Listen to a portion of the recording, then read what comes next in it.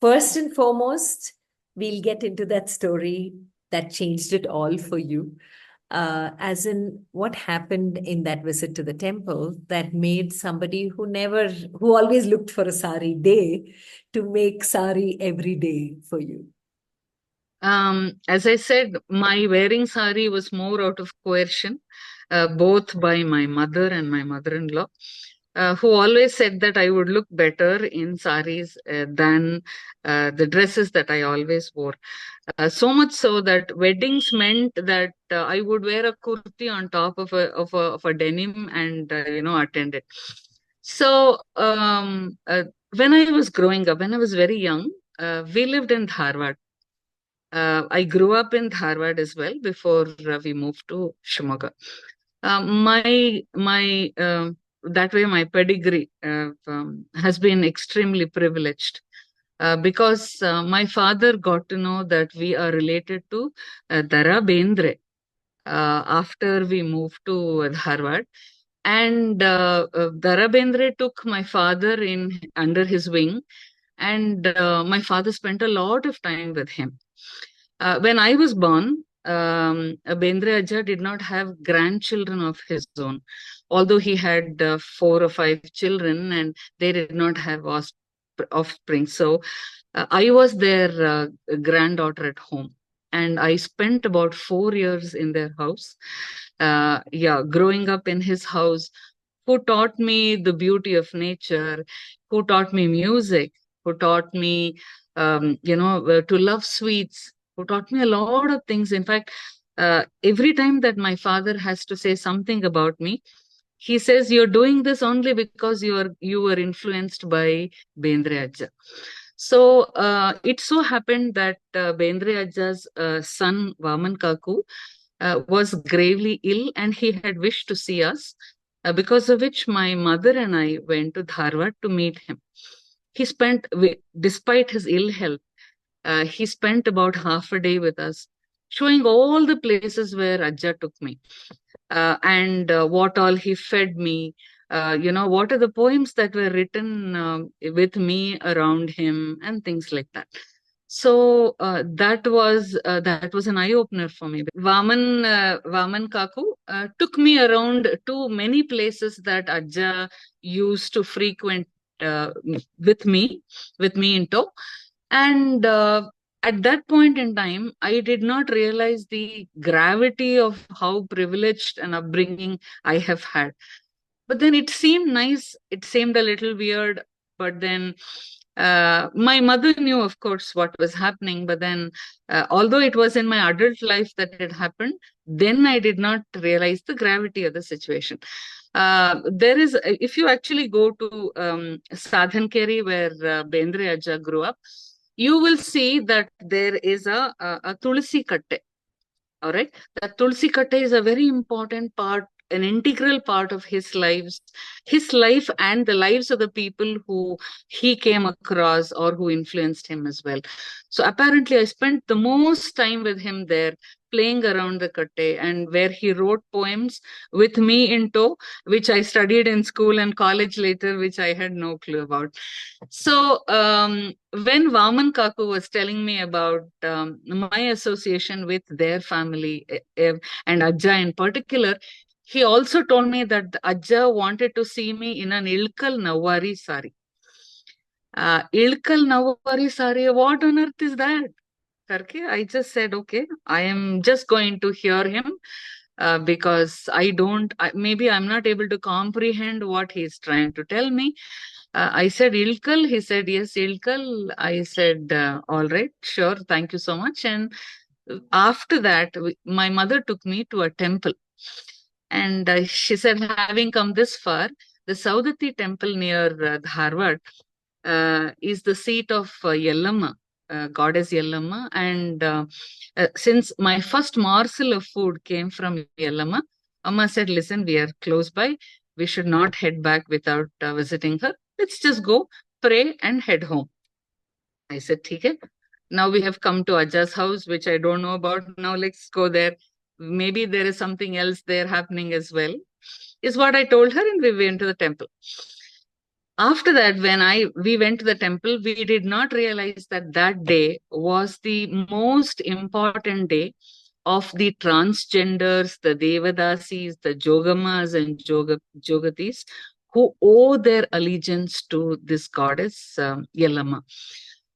Perhaps Yellama temple is the only one of its kind where the entire LGBTQ community owe their allegiance to, including the Devadasi is no longer prevalent, right? But then there are still those small parts that still exist because of the system that it is, which will not go away completely. And so I go to the temple, I visit, I visit the temple with my mother, and that day is the day of all these people. It is a Hunnime, and full moon day, and then so the entire temple, the Sancto Sanctorum and the Sanctorum are full of the trans people, the Jogamas and Jogatis, both from men to women, women to men. They are called Jogamas and Jogatis. So they have in their hand the vermilion and the kumkum, Arishina Kumkuma, and no sooner I got inside the sanctorum, one by one after the other, started applying this haldi kumkum on me. My mother was taken aback. She said, "What is happening? I mean, why are you putting it on her? We have just come to visit the temple and nothing else." So the head priest or the Jogati said, "Listen, she is your daughter. We agree. But then you have come here for a reason. But for her calling, you would not have been here today and right now. Just go along with the flow. We mean no harm to her. On the contrary, all these things that we will do to her will only bring her good." And so I stood there, and every single person there in the sanctum and the Sancto Sanctorum applied the tilak and the vermilion on me. So imagine 1,000 people. I stood by, it took about 2.5, 3 hours. I stood there and I got all of it applied on my face and my cheeks. After all these things, after all the entire process was over, the priest, the head priest came by. He put this garland on me, the garland that's made of kauri leaves, kaude. Yeah. And then he gave me an ilkal sari as a prasad. So I took it and I said, I don't know what's happening to me. And I said, "Listen, Amma, I'm not born to wear this sari. I mean, I will not wear, first of all, I will not wear saris. On top of it, these kind of loud saris, no way, no chance. So please don't expect me to wear all these things. This is yours, karke." I just thumped it on her and I went to the garden.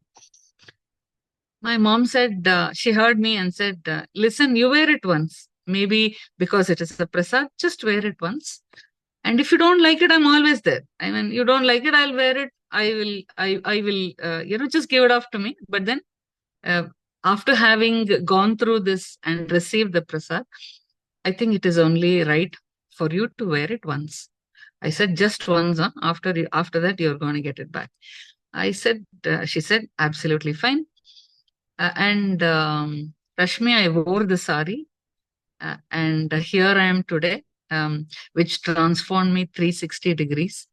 And my work involves working with the ecosystem, close to about 5,000 weavers, helping them every day, reviving saris, ilkal saris that were once in existence years or centuries ago, which is my calling now, and will be my work until my last breath.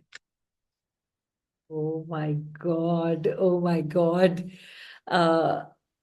But okay, if you can recall that moment when you wore the sari, what shifted within you, Vrinda, for you to take this amazing step? Because the way it fell in place with the Vaman Kaku telling you that this is what Ajja picturized you and you going to the temple and you getting an Ilkal sari as a prasad there. What actually happened when you wore the sari that you decided to make this your mission? When I was wearing, I had no clue what I was getting into, Rashmi, seriously, because it was a sari for me.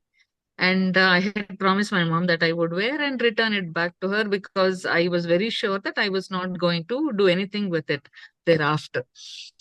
But when you get something as a prasad, you always know that there is some energy attached to it, right? Whatever it may be, even the small flower that you receive, you may not want to junk it immediately, right? You will hold it for some time, and enjoy it until, let's say, if it is a flower, you will wait until it withers, and then perhaps keep it aside and not really throw it away.